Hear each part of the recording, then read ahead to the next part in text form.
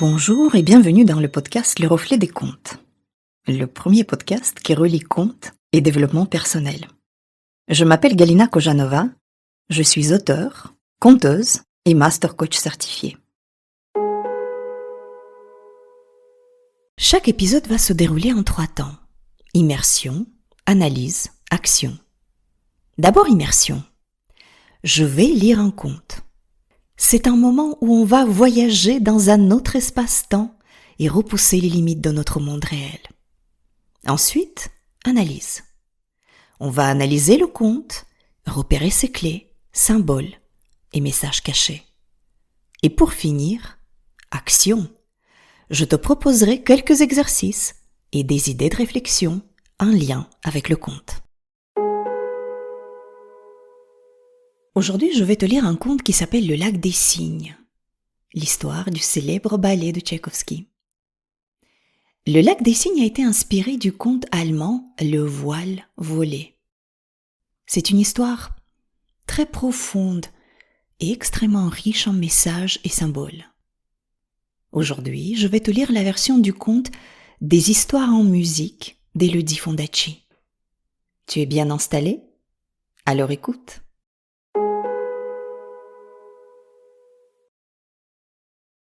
Bien loin d'ici, plus loin qu'on ne saurait le dire, s'étendait autrefois un royaume fait de vastes forêts, de cascades limpides et de montagnes majestueuses, où hommes et bêtes vivaient heureux.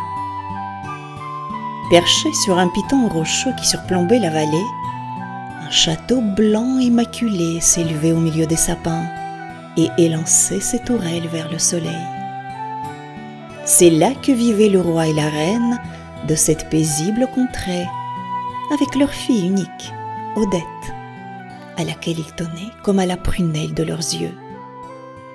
Odette était une princesse charmante, bonne et douce, gaie et gracieuse, dont la beauté n'avait pas son pareil en ce monde. Sa réputation était telle qu'elle finit par arriver aux oreilles du cruel sorcier von Rodbart, qui régnait sans partage sur le pays voisin. Un pays de marais putrides et d'arbres décharnés, où nul ne s'aventurait jamais, de peur de s'enfoncer inexorablement dans les eaux boueuses et de périr noyé. Von Rodbart connaissait de puissants sortilèges. Il avait acquis l'étrange pouvoir de se changer en oiseau de proie par la seule force de sa volonté. C'est sous cette sinistre forme qu'il quitta ses marécages pour aller demander la main d'Odette à son père. Quand la jeune fille vit cet homme, au regard d'aigle et au nez acéré comme un bec, cet homme long et noir enveloppé dans une grande cape, elle prit peur. Et elle supplia son père de ne pas lui donner un si cruel époux. Et le roi, qui était un homme bon, s'opposa au mariage et le chassa du château. L'humiliation de von Rodbart fut terrible, et il jura de se venger. Revenu sur ses terres, il s'enferma 3 jours et 3 nuits dans son antre, et pendant ces 3 nuits, on vit de lugubres fumées flotter au-dessus des marais et teinter le ciel de lueurs sanguinolentes. À l'aube du 4e jour, un oiseau noir tenant dans son bec une fiole s'échappa d'une des fenêtres du palais du sorcier et partit à tire-d'aile à travers le ciel livide et les lambeaux de nuages. Arrivé au-dessus du jardin, où Odette se promenait avec ses demoiselles de compagnie, le rapace brisa la fiole d'un coup de bec et quelques gouttes de son contenu éclaboussèrent les jeunes filles. Au même moment où elles furent touchées par le liquide, elles se transformèrent en cygnes sauvages et s'envolèrent par-dessus les toits. Le royaume, autrefois si gai, devint une terre de désolation. Les mères pleuraient leurs filles, les jeunes gens leurs fiancés, les frères pleuraient leurs sœurs, et le roi et la reine pleuraient le trésor de leur vie, leur fille unique, Odette. Et rien, ni même le temps, ne put apaiser leur chagrin. Ils pleurèrent tant et tant que jour après jour, l'eau se mit à monter, envahissant les ruelles, recouvrant les pavés et les jardins. On dut d'abord se déplacer en barque entre les maisons, mais le flot de larmes les avala elle aussi. On dut se réfugier sur les toits rouges, sur les cheminées, sur le clocher de l'église, mais l'eau continua de monter. Petit à petit, elle engloutit tout, jusqu'à la dernière tourelle du grand château blanc. Et là, où autrefois il y avait eu un florissant royaume, il n'y eut plus désormais qu'un grand lac immobile et silencieux, entouré de roseaux, que l'on appela le lac des cygnes. Bien des années plus tard, régnait sur un royaume voisin une reine sévère et juste, qui avait un fils unique qui lui causait bien du souci. Siegfried était un prince désinvolte et charmant, qui s'intéressait peu aux affaires du royaume. Il aimait par-dessus tout jouer avec ses chiens, chevaucher à travers les bois, son arc sur l'épaule à la poursuite d'un cerf, ou réciter des vers qui parlaient d'amour et de liberté. Sa mère se désolait devant tant d'insouciance, même si elle chérissait ce fils un peu trop rêveur, et elle décida de lui donner une épouse fidèle et réfléchie, dans l'espoir de le rendre plus sage. Le jour de ses 21 ans, elle alla trouver Siegfried, qui fêtait son anniversaire avec ses compagnons, et était fort occupé à admirer l'arbalète qu'il avait reçue en cadeau. « Mon fils, » lui dit-elle en lui touchant légèrement le front, « il est grand temps que tu prennes une épouse. Tu sais quelles responsabilités t'attendent. Le mariage te mettra un peu de plomb dans la cervelle. Dès demain, nous organiserons un grand bal à la cour, et tu pourras choisir celle qui deviendra ta femme. » Le visage du prince s'assombrit. Mais, pour ne pas faire de peine à sa mère qu'il aimait, car il la savait bonne, il réussit à esquisser un sourire. Mais à peine la reine eut-elle le dos tourné qu'il laissa éclater sa consternation. « Me marier !» se désola Siegfried. « Mais que ferais-je d'une femme que je n'aime pas ?» Ses compagnons tentèrent de le réconforter. « Oh, ne te tourmente pas, il te reste une journée de liberté. Profitons-en, au lieu de te lamenter. Partons plutôt à la chasse. Regarde !» Et Siegfried, levant les yeux, aperçut un vol de cygnes sauvages qui survolait le parc du château. « Vous avez raison, en selle !» Et sifflant leurs chiens, ils s'élancèrent au grand galop à la poursuite des grands cygnes blancs qui s'éloignaient vers l'horizon. Ils chevauchèrent longtemps, avalant les champs, franchissant les marais, et arrivant enfin devant une vaste forêt, poussèrent un cri de dépit. Les cygnes avaient disparu sur la frondaison des grands arbres. Les cavaliers s'arrêtèrent net et, contrariés, décidèrent de se séparer pour mieux fouiller les taillis. Parti seul, Siegfried s'enfonça au plus sombre de la forêt. Plus il avançait, plus il se sentait gagné par un inexplicable chagrin.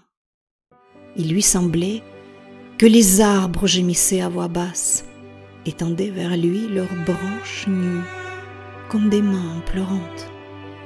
Même le chant du vent était un chant de deuil et de douleur. Soudain, une sorte de plainte lugubre rompit le profond silence. C'était comme un soupir d'une tristesse indescriptible, et une profonde mélancolie lui étreignit le cœur. Fasciné, il avança à travers les broussailles et se trouva soudain devant un lac dont les eaux argentées scintillaient d'une lueur surnaturelle. Au-dessus du lac, Noyé de brume tournoyaient 11 cygnes, dont le chant était si déchirant qu'il ressemblait à un sanglot. Sans faire un seul bruit, Siegfried s'accroupit derrière un buisson en s'efforçant de ne pas faire craquer la moindre brindille. Dans un froissement de plumes, les cygnes se posèrent sur le lac, effleurant l'eau de leurs grandes ailes blanches. Un frisson parcourut l'onde. Au loin, le soleil, pareil à une boule de feu incandescente, semblait sombrer dans les eaux profondes. Le cœur battant, le prince épaula son arbalète et il se prépara à tirer. Mais au moment même où le soleil disparut derrière l'horizon, un éclair de lumière éclaboussante embrasa le lac. Le plumage des oiseaux tomba, et à la place des grands cygnes qui se tenaient là un instant auparavant, apparurent 11 jeunes filles, minces et graciles, vêtues de robes d'une blancheur irréelle. Le prince se frotta les yeux pour être sûr qu'il ne rêvait pas. Les jeunes filles avançaient vers le rivage en glissant sur l'eau, leurs voiles translucides ondulant dans leur sillage. Elles semblaient flotter, suspendues entre le ciel et l'eau, et leurs pas ridaient à peine les surfaces noires du lac.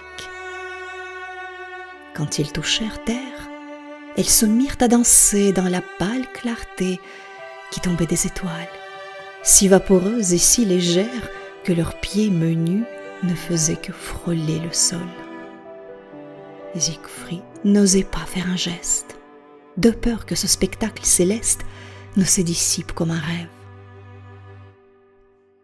Parmi toutes les jeunes filles, il en remarqua une dont les cheveux roux tombaient en cascade jusqu'à terre.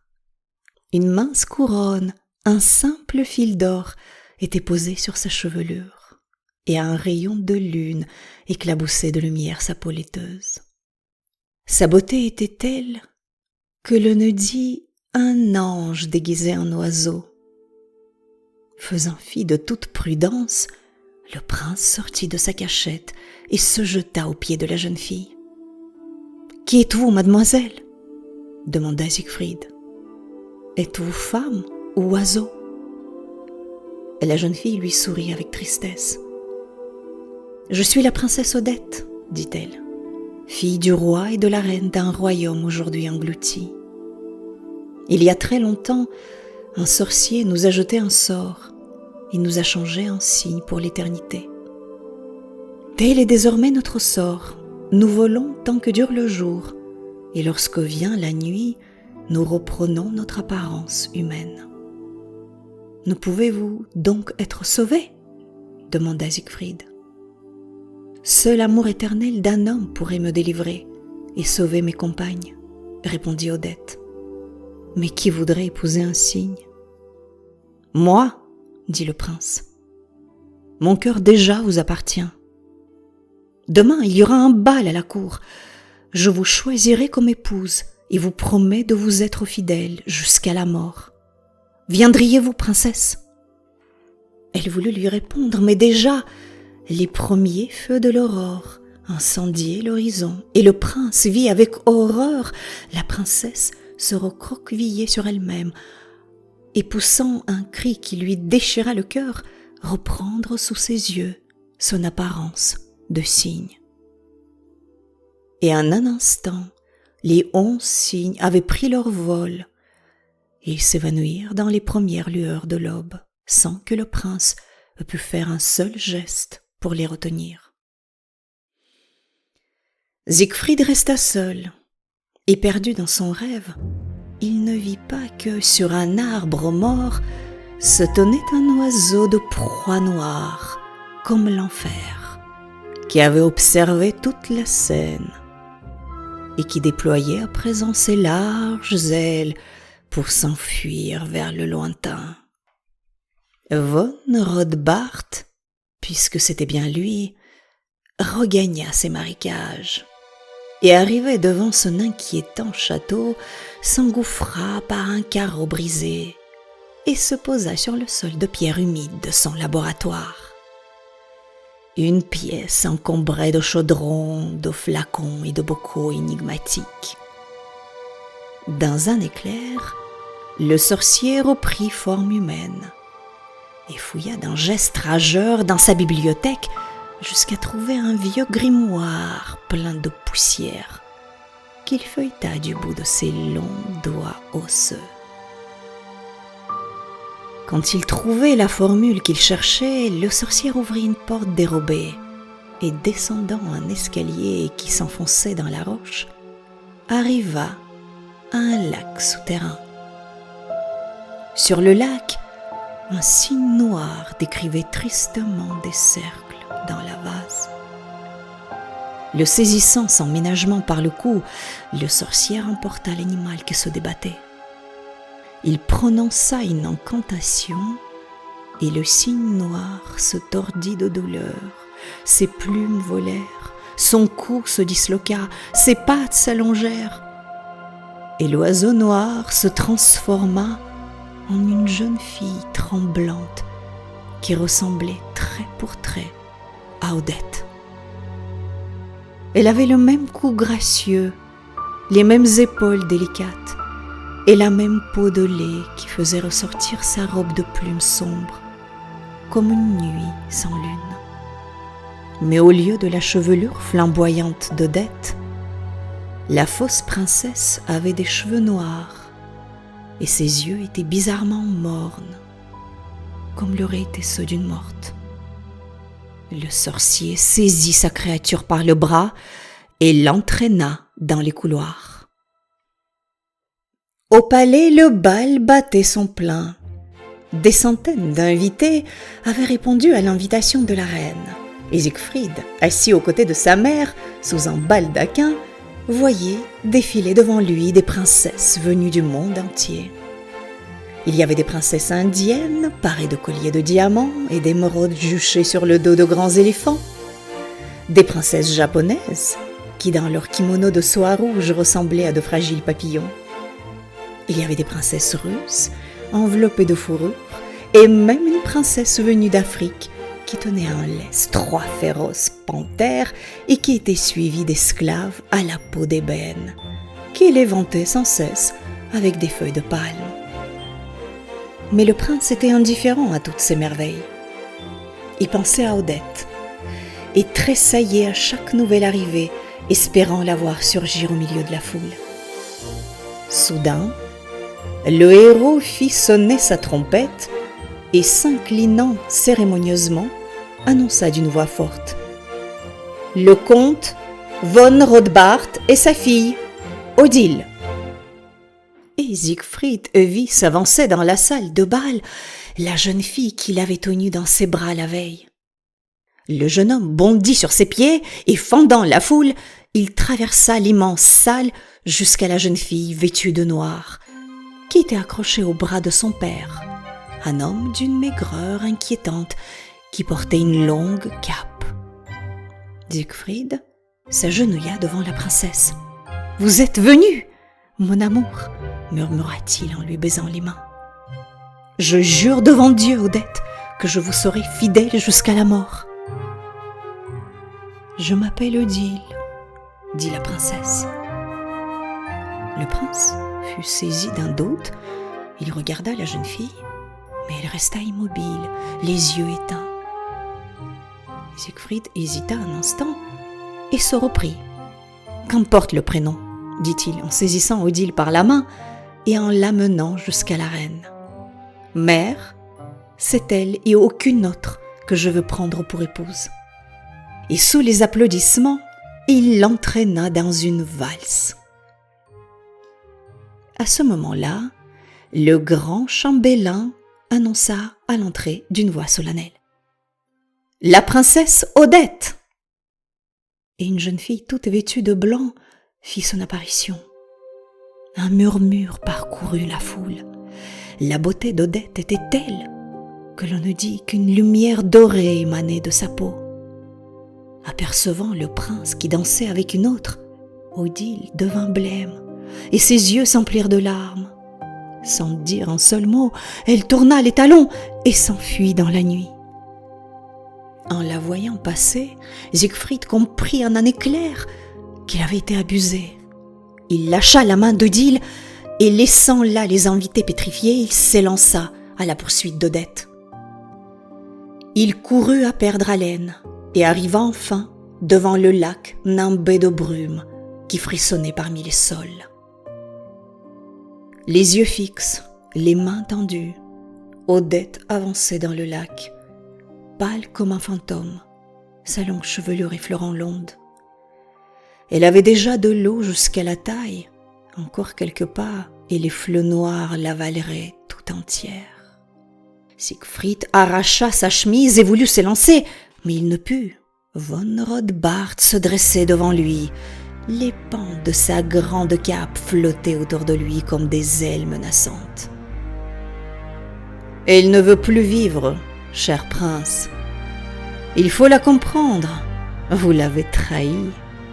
Vous avez choisi Odile, alors que vous aviez juré de l'aimer. »« Vous m'avez trompé !» cria Siegfried avec fureur. Et il repoussa violemment le sorcier qui lui barrait le passage. Von Rodbart perdit l'équilibre et il tomba de toute sa hauteur du ponton de bois sur lequel il sautonnait. Paniqué, il voulut se débattre, mais il s'empêtra dans sa lourde cape et poussant un cri de rage et de terreur, il sombra comme une pierre et le lac se referma sur lui comme un linceul. Siegfried se jeta dans l'eau grise et nagea éperdument vers l'endroit où Odette avait disparu. Seuls ses longs voiles blancs flottaient encore parmi les nénuphars. Rassemblant toutes ses forces, Siegfried parvint à ramener la princesse inerte sur le rivage.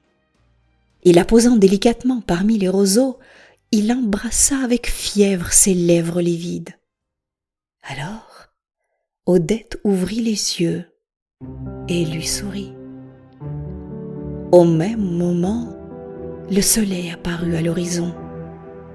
Et pour la première fois depuis tant d'années, la princesse ne se changea pas en cygne.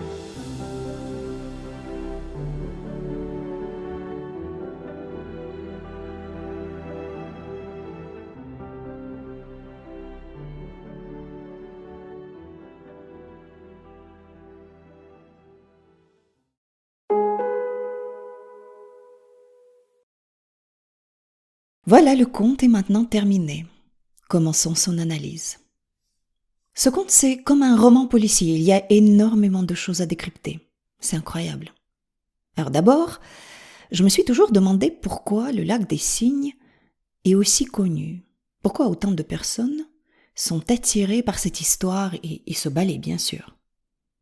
Évidemment, la musique de Tchaïkovski est pour quelque chose. Elle est d'une beauté incroyable. Mais il n'y a pas que ça. Il y a aussi l'histoire, le conte lui-même, qui joue un rôle très important. C'est comme si cette histoire nous permettait de mettre des mots, et de la musique aussi, et quelle musique, de mettre des mots sur quelque chose qui est indicible. Ce quelque chose, on le sait, existe, quelque part au fond de nous, et de nous tous, dans une sorte d'inconscient collectif, si on reprend les termes de Jung. On sait que ça existe, mais on ne peut pas le décrire. On ne peut pas le mettre en mots. Et le conte, et c'est d'ailleurs sa fonction principale, la fonction de tous les contes, de mettre des mots sur quelque chose qu'on ne sait pas décrire, quelque chose qui nous tourmente, qu'on ne parvient pas à définir, qu'on ne comprend pas complètement. Voilà, le conte permet de faire ça. Donc pour décrypter le conte, le lac des Cygnes, on va se servir beaucoup des archétypes et de symboles jungiens. Le conte commence par une première histoire qui se déroule dans une sorte de passé lointain. Nous avons un château blanc, comme un symbole de pureté, le château qui élançait ses tourelles vers le soleil, nous dit le conte. en fait comme un être pur qui tend vers la lumière. Et la lumière pure attire l'ombre. Et donc la jeune princesse Odette va devoir refuser la main de von Ronbart, le mystérieux et sombre sorcier. Et là, le drame se produit. La jeune princesse et ses compagnes vont être transformées en cygnes blancs. C'est un choc, évidemment, et un chagrin immense, nous dit le conte, pour toutes les familles. On pleure, les parents sont inconsolables, et les parents de Odette, le roi et la reine sont inconsolables aussi, bien sûr, c'est leur fille unique, la prunelle de leurs yeux. La tristesse est grande, toutes ces larmes, tout ce chagrin sans fond vont former un lac. Et ce lac va tout engloutir, le château et le royaume tout entier. Le lac, c'est un symbole classique de l'inconscient, où sont immergées les mémoires familiales, les mémoires lointaines, dont on n'a peut-être même pas connaissance. Ce lac est né des larmes du deuil, des larmes de tristesse. Odette, la jeune princesse, le conte nous la décrit comme belle et lumineuse. Elle est transformée en cygne blanc. En fait, c'est l'âme blessée, l'âme capturée.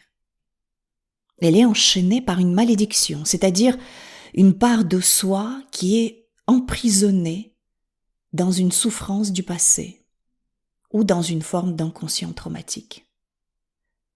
Quelque chose de très douloureux s'est passé autrefois, dans cette famille, dans cette lignée. Quelque chose est en souffrance ici, quelque chose est emprisonné. C'est intéressant, le fait que Odette soit transformée en cygne, ça n'est pas un détail anodin. Le cygne, c'est un animal aquatique, très gracieux, mais aussi très vulnérable. Et le cygne, au sens symbolique du terme, peut naviguer entre les deux mondes, le conscient, l'air, et l'inconscient, l'eau, mais aussi entre le passé et le présent, comme on va le voir plus loin dans le conte, puisque le prince Siegfried peut voir le cygne, peut voir Odette, et peut interagir avec elle. Mais on y reviendra plus tard, dans quelques instants. Restons encore un tout petit peu avec les cygnes. Odette et ses compagnes. On sait qu'elles sont au nombre de 11. Les 11 fragments de l'âme. Et ce chiffre n'est pas sans signification non plus. Le 12, par exemple, représente souvent le tout. Les 12 mois de l'année, les 12 signes du zodiaque, etc. Ici, le chiffre 11, il manque donc quelque chose, il manque une unité. L'intégrité a été perdue. Et ça renvoie à un sentiment d'incomplétude et donc à une quête intérieure, à une quête de réunification. Et cette quête, c'est le prince Siegfried qui va devoir l'accomplir. Et puis, dans le conte, il y a bien sûr ce sorcier sombre et maléfique, von Ronbart. Qui est-il ? Von Ronbart, c'est le gardien de l'ombre. En fait, il incarne cette force archaïque, possessive et aussi manipulatrice, qui maintient l'âme prisonnière. Voilà, il peut être vu comme un complexe inconscient ou une partie de notre psyché ou de notre histoire familiale qui empêche l'union intérieure, qui empêche l'apaisement. Il empêche donc Odette d'être libre et donc empêche l'épanouissement de notre part féminine, créative et aimante. Voilà, le tableau est presque complet. En tout cas, la première histoire, justement l'histoire d'origine où tout a commencé, cette histoire-là, elle est complète. Le château est donc englouti, il n'y a plus qu'un lac, sombre et profond. Plus personne ne se souvient de ce qui s'était passé il y a longtemps dans ce royaume. Il n'y a que les 11 cygnes blancs comme des témoins de ce passé douloureux. Et la fin de cette première histoire va marquer le début de la seconde. Donc le prince Siegfried, en apparence un jeune garçon insouciant et joyeux comme ça, il va devoir se confronter à ce passé douloureux, ce passé qu'il n'a même pas connu. C'est comme si le conte nous faisait comprendre que nous tous, nous commençons avec une âme fragmentée, blessée. C'est Odette et ses compagnes, enfermées dans des cycles de souffrance. Il y a quelque chose à accomplir, il y a une quête à accomplir. Donc, la seconde histoire commence avec le prince Siegfried. Donc, on a dit un jeune homme joyeux, un jeune homme insouciant, qui ne pense qu'à chasser, s'amuser avec ses copains. Mais voilà, il n'y a qu'une chose qui le chagrine, c'est le mariage. Sa mère veut le marier, mais le jeune prince voit le mariage comme une entrave à sa liberté. Donc, pour se changer les idées, avant le bal, le fameux bal que la mère propose d'organiser pour marier son fils, le prince part à la chasse. Et la chasse, en fait, c'est la métaphore de la quête. Et le prince, il est déjà en quête de l'amour, d'un vrai amour par contre. Il ne veut pas une épouse qui lui soit imposée par qui que ce soit, par les règles du royaume, de la bienséance ou voilà, toute autre norme qui serait due à sa condition royale. Le prince est en quête de quelque chose de plus profond. Et il est donc guidé par un élan, mais qui est plus grand que lui, quelque chose qui le dépasse. Je sais pas, on peut appeler ça le destin, le divin, l'univers. Le conte nous dit qu'il suit le cygne blanc. Et là, en suivant le cygne jusqu'au lac, et une tristesse immense l'envahit. Une tristesse qui ne lui appartient pas. Le conte nous dit. Soudain, une sorte de plainte lugubre remplit le profond silence. C'était comme un soupir d'une tristesse indescriptible, et une profonde mélancolie lui étreignit le cœur. Ce passage du conte est magnifique. En fait, on connaît tous ce sentiment.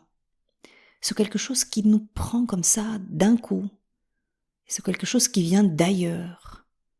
Cette tristesse indicible, incompréhensible. Parce que justement, elle ne vient pas d'un fait réel qui se serait produit dans notre vie. C'est un sentiment d'ailleurs, comme une sorte d'appel d'âme en fait. L'âme qui nous appelle et qui pleure. Et c'est à ça que je faisais allusion quand je disais ce conte permet de mettre des mots et de la musique sur de l'indicible, cette tristesse, cette douleur, ce quelque chose qui vient d'ailleurs, ce quelque chose qu'on ne comprend pas et ne peut pas expliquer. Et donc, Siegfried ressent cette tristesse et on pourrait se dire, bon ok, qu'est-ce qu'on fait là? Qu'est-ce qu'il fait? Il a quand même le choix, il peut rebrousser chemin.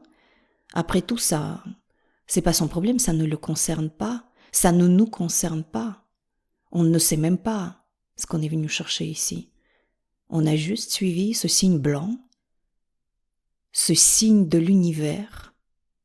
En fait, ces deux mots sont totalement différents, évidemment, mais dans ce conte, ils sont totalement liés. Ce signe blanc, l'oiseau, en fait, c'est le signe du destin. Donc on a dit, on pourrait très bien revenir en arrière pour ne plus ressentir cette tristesse qui vient d'ailleurs et qui ne nous appartient pas. Mais qu'est-ce qui nous dit que plus tard on ne le ressentirait pas de nouveau? Parce que quand le destin décide de nous montrer quelque chose, il trouve toujours les moyens de le faire. Comme disait Jung, tout ce qui ne remonte pas en conscience revient sous forme de destin. On pourrait dire ici tout ce qui ne remonte pas de ce lac va nous rattraper tôt ou tard, puisque le lac, c'est le subconscient. Et donc le choix que fait le prince, ça n'est pas de revenir sur ses pas, mais d'aller de l'avant, aller voir. Il va donc devoir se confronter au mystère de l'inconscient. Ce magnifique signe que le prince suit, c'est la princesse Odette. Il est touché, il est séduit, il est amoureux. « Mon cœur déjà vous appartient », dit le prince à Odette. Et bien sûr, en apprenant l'histoire de la malédiction, le prince veut la délivrer. Mais il est encore naïf. Le prince représente le masculin héroïque, qui est plein de romantisme et de bonnes intentions, mais il n'est pas encore suffisamment mature. Il lui reste encore quelques épreuves à affronter avant de pouvoir résoudre le mystère. Et évidemment, le prince va commettre une erreur. Il va se laisser séduire par une illusion. Dans ce conte, Odile. Odile, ce cygne noir, qui ressemble à Odette trait pour trait, nous dit le conte. Odile, c'est une ombre. C'est le miroir vide. Et le conte nous dit d'ailleurs que le regard d'Odile est vide. Elle a les yeux mornes. Et pourtant, le prince, c'est intéressant, le prince le remarque au début. Mais au lieu de se méfier, il se laisse séduire. Le regard vide, c'est très parlant en fait. C'est la séduction sans profondeur. Illusion sans lien au cœur. Et le prince, il se laisse berner, comme nous quand on suit une image extérieure au lieu d'écouter notre intuition. Mais quelque part, c'est un passage obligé de la quête. Affronter l'erreur, affronter la tromperie. Et le prince va devoir passer par là, lui aussi. Et c'est comme nous, on va devoir traverser des moments de confusion intérieure avant de trouver notre authenticité profonde. Odile, Odette. Et donc, lorsqu'on est dans ces moments de confusion, face à une Odile aux cheveux noirs, évidemment c'est inconfortable. Mais c'est un passage obligé. Et ça ne s'arrête pas là, puisqu'on n'est pas encore devant von Ronbart. Donc, revenons au bal. Le prince danse avec Odile. Et puis, arrive Odette. Arrive donc la vraie princesse. Et c'est évidemment son arrivée.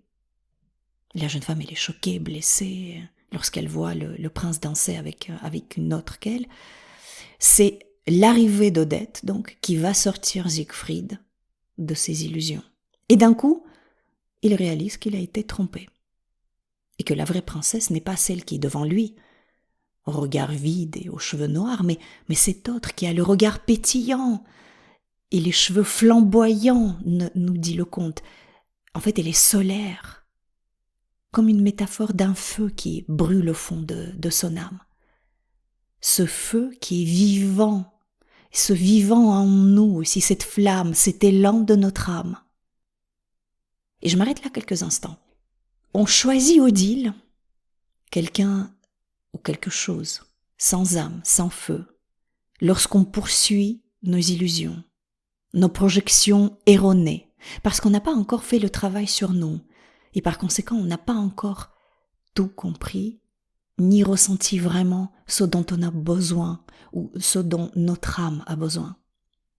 Et alors, ces projections erronées, ça n'est pas forcément dans une relation amoureuse, je ne parle pas ici que des relations de couple. Il peut s'agir de tout type de relation, tout comme de toute situation dans notre vie. Choix de carrière, choix de vie. Voilà, au sens large, je dirais, il s'agit ici de nos choix de vie. Et puis, une force nous réveille. Cette Odette, notre âme blessée, qui nous regarde comme ça avec tristesse et nous comprenons que on est dans l'erreur. Voilà. Cette erreur, c'est quelque part cette trahison inconsciente, et j'insiste là-dessus. Cette erreur provoque une plongée encore plus profonde dans la douleur. Regarde dans le conte, Odette s'enfuit pour se noyer dans le lac. Si ça arrive, on n'aura plus aucun moyen d'extirper cette partie de notre âme de la douleur, du lac de l'inconscient. Là, on peut encore, tant qu'elle est en vie, tant que le signe est encore en vie, on peut encore faire quelque chose. Si elle se noie, on sera probablement condamné à souffrir pour toujours, sans pouvoir réparer quoi que ce soit. En fait, le conte nous invite, c'est plus que nous invite, nous pousse à réparer le passé. Donc, Odette court. Et là encore, regarde, c'est intéressant, le prince a le choix. Soit il continue de danser avec Odile. La question est, combien de temps cette danse va-t-elle pouvoir durer avant qu'il en ait marre, puisque on parle de quelqu'un qui a le regard vide, sans vie, qu'il n'y a pas d'étincelle, il n'y a rien en fait, voilà. À quel moment le prince pourrait avoir marre de cette mascarade en fait? Ou alors le prince a le choix de courir pour essayer de rattraper son erreur. Essayer d'éviter justement le pire et de sauver Odette. Autrement dit, sauver son âme. Alors sauver son âme, ça sonne un peu comme ça religieux, mais il ne s'agit pas de la religion ici. On est dans la spiritualité, oui, mais pas dans la religion. Sauver son âme ici, c'est guérir le féminin blessé, comme on l'a dit au début de l'analyse. C'est guérir les blessures du passé, dans notre lignée, dans notre famille, dans notre âme.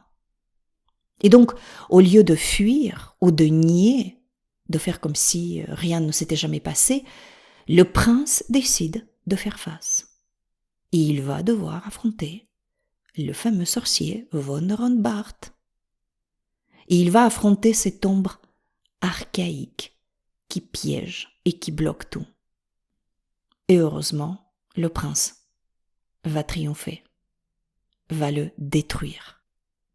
Ce qui permet la libération de l'âme. Odette n'est plus condamnée à être en cygne. C'est la fin de la malédiction. Pour la première fois, depuis tant d'années, la princesse ne se changea pas en cygne, nous dit le conte. Ce lac des cygnes, ce conte et ce ballet magnifique, c'est comme une danse intérieure qui ne devient possible que lorsqu'on choisit d'aller découvrir la vérité, même si cette vérité est douloureuse. Merci de m'avoir écouté. Je remettrai ces questions dans les notes de l'épisode. Tu y trouveras aussi mon adresse email et les liens vers mes comptes LinkedIn et Instagram pour me contacter. Si tu as des questions ou des commentaires, n'hésite pas à me contacter. J'aime bien recevoir les questions et les feedbacks de mes auditeurs et je réponds toujours. Si tu veux aller plus loin et entamer un travail personnel avec moi, je te donne rendez-vous sur mon site internet lerefletdescontes.fr. Une séance de 30 minutes est offerte. On se retrouve dans 15 jours pour un nouveau conte et une nouvelle expérience sur le chemin de la connaissance de soi. Si cet épisode t'a plu, n'hésite pas à le partager autour de toi. Ça aidera à faire connaître le podcast. N'oublie pas de t'abonner à ce podcast pour ne pas rater la sortie de nouveaux épisodes. Merci de m'avoir écouté. Je crois que les contes peuvent nous aider à devenir les créateurs de notre vie. Créer son conte, sa vision, c'est une étape essentielle pour prendre sa vie en main. Dans ce podcast, j'aimerais t'offrir des outils pour écrire ton conte à toi, celui qui te permettra de créer ton avenir. Car si tu ne le fais pas, qui le fera? À très vite pour un conte.